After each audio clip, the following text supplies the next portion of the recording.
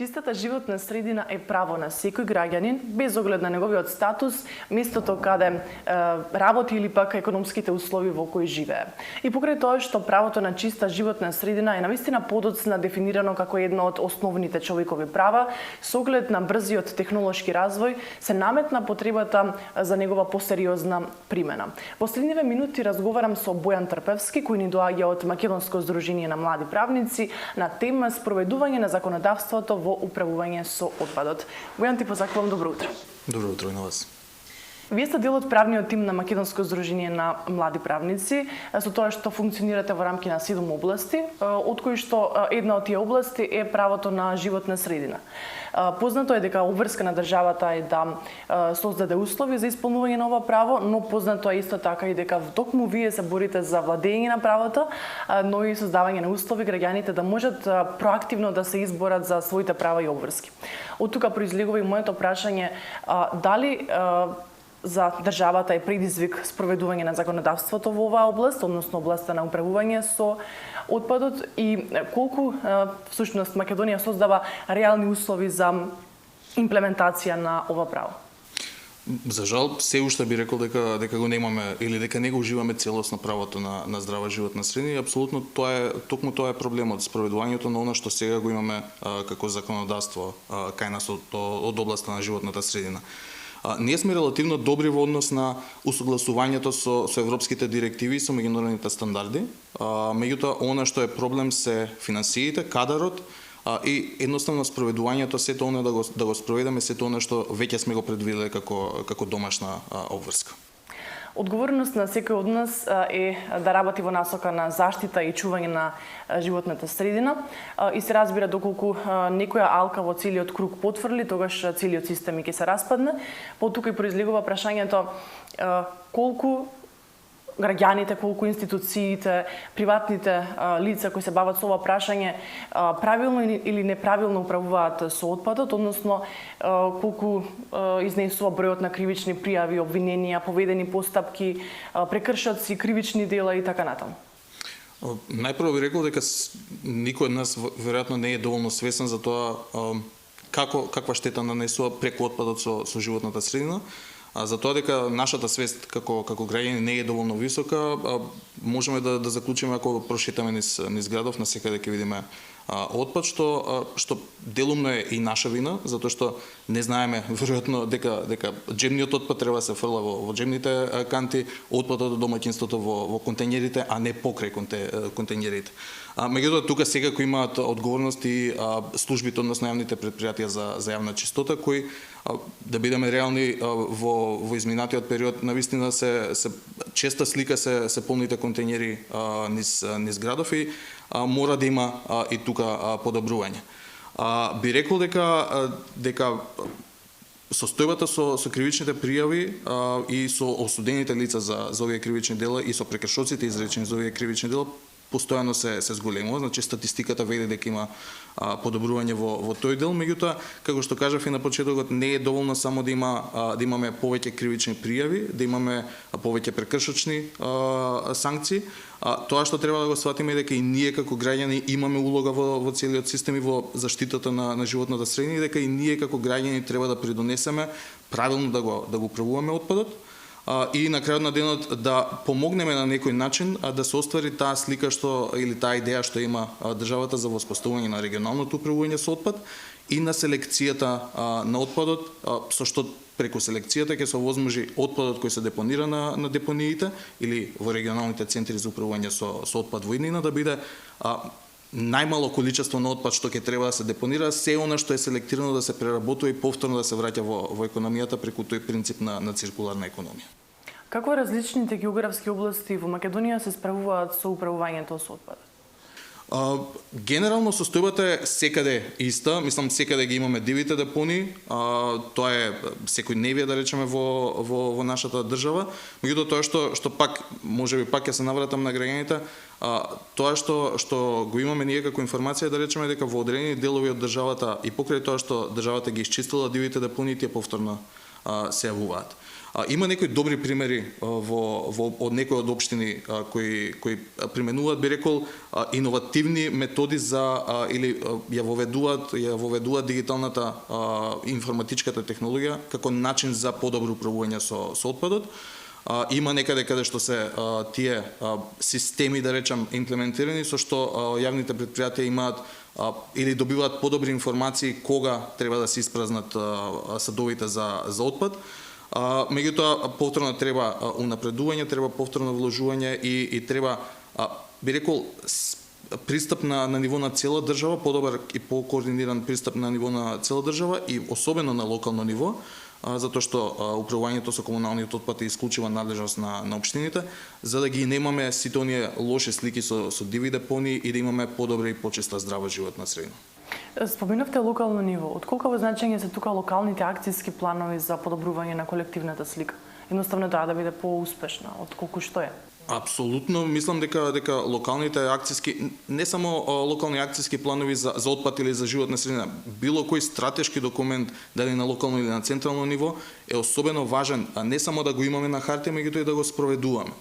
Зашто? Затоа што тоа би требало да биде визијата каде ја гледаме нашето општество, да речеме на локално ниво ако зборуваме, каде ја гледаме нашата локална средина, локална заедница за 5-10 години. И од тука е важно да во тие локални стратешки документи да предвидиме прво мерки што се реално остварливи, што ќе имаат ефект и на крајот на денот откако ќе ги предвидиме да предвидуваме доволно финанси, доволно кадар, што тие мерки, што ќе работи на спроведување на тие мерки и навистина ќе дојдеме до таа визија што сме имале во моментот кога сме го креирали или донеле тој стратешки план. Планот за управување со отпад на Македонија 2021-2031 година подразбира санирање на 7 жешки точки. Што поточно подразбира ова? Зашто станува збор тука? Жешките точки се огромен проблем не само за животната средина, меѓутоа и за нашето здравје пред се. Тие представуваат остаток од поранешните, во најголем дел, фабрики, кои откако престанале да работат, отпадот, сиот отпад што останал како резултат на нивната работа или суровини кои биле користени во текот на производниот процес, останале расфрлени, незаштитени, без никакви заштитни мерки по животната средина. Планот за управување со отпад предвидува нивно санирање и тоа е нешто што ние сметаме дека мора веднаш да се превземе. За жал би рекол дека уште и во 2007 година, ако не се лажам, државата правела физибилити студии токму за овие жешки точки и веќе знае кои мерки треба да се превземат за да се санираат овие жешки точки, меѓутоа досега освен за Охис, каде тековни се активностите за санирање на таа жешка точка, за жал за другите се уште немаме информации дека се превземени било какви мерки. Министерството за животна средина, односно министерот неодамна најави дека со новиот договор помеѓу Македонија и Велика Британија дека ќе се одвојат пари за токму за санирање на овие жешки точки и навистина се надеваме дека тие пари ќе бидат искористени токму за таа намена и дека навистина ќе го решиме овој проблем кој, повторно ќе кажам, не е проблем само за животната средина, меѓутоа и за нас и за нашето здравје. Од колкава важност во оваа насока би биле стратешките документи? Например, што представуваат интегрираните еколошки дозволи, какви видови постојат и зошто едноставно треба да се поседуваат? Кај нас се регулирани два типа на интегрирани еколошки дозволи, А или Б, во зависност од тоа каков тип на индустрија се работи, нејзиниот обем, односно обемот на работата на инсталацијата. Зошто се битни? Затоа што тие го регулираат целокупното работење на конкретната, да речеме, фабрика или инсталација од аспект на заштитата на животната средина. Што тоа значи? Тоа значи дека, да речеме, во таа интегрирана еколошка дозвола се ограничени емисиите, да речеме, во воздухот.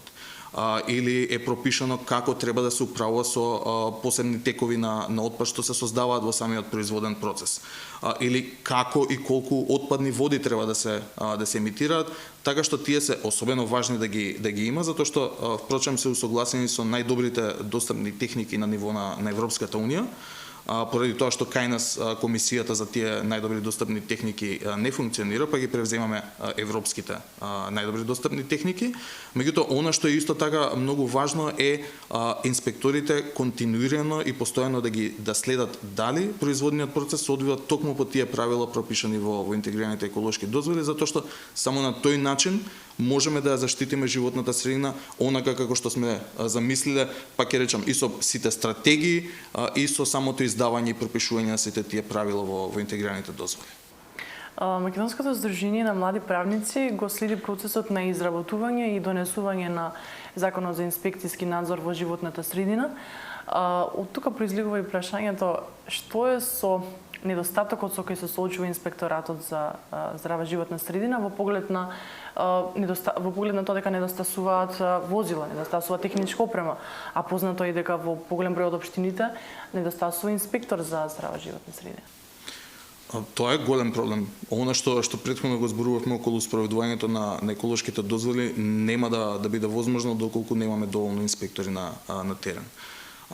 Например, во државата моментално постојат само, ако не се лажам, 3 водостопански инспектори и 3 инспектори за природа, што е многу малце за да се покрие целата територија на државата и неочекувано би било тие 3 или 6 инспектори за 2 различни области дека ефикасно ќе го покријат или ќе го извршат инспекцијскиот надзор во нивните области.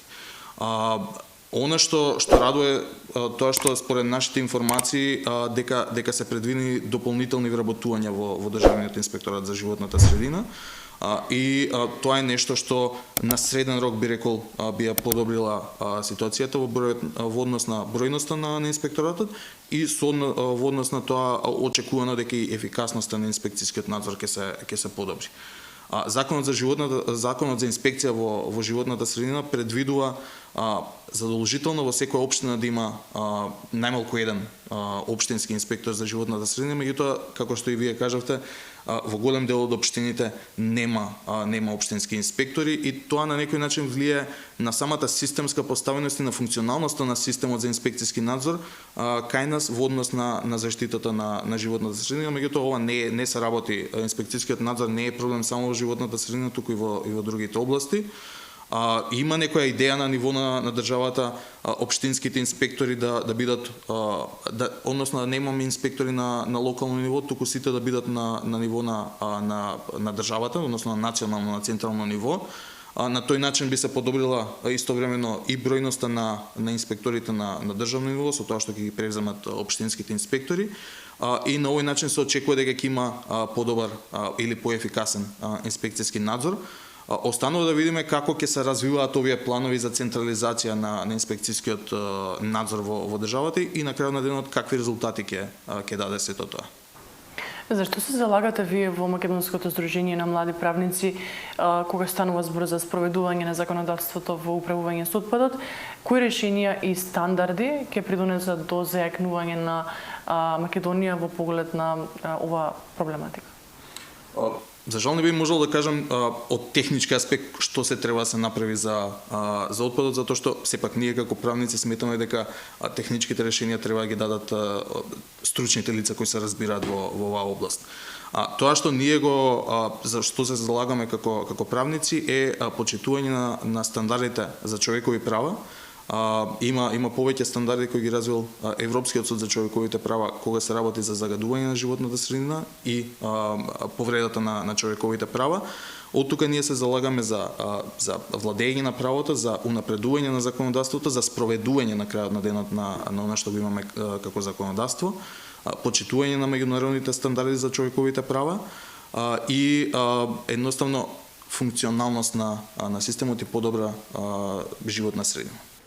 Да, на крајот на денот секој од нас има право на чиста животна средина, но и обврска да ја одржува во таква форма и се разбира темелите на едно секое развиено општество е токму унапредувањето и заштитата на животната средина и се надевам дека во некое догледно време и ние ќе бидеме успешни на ова поле. Се надевам и јас искрено.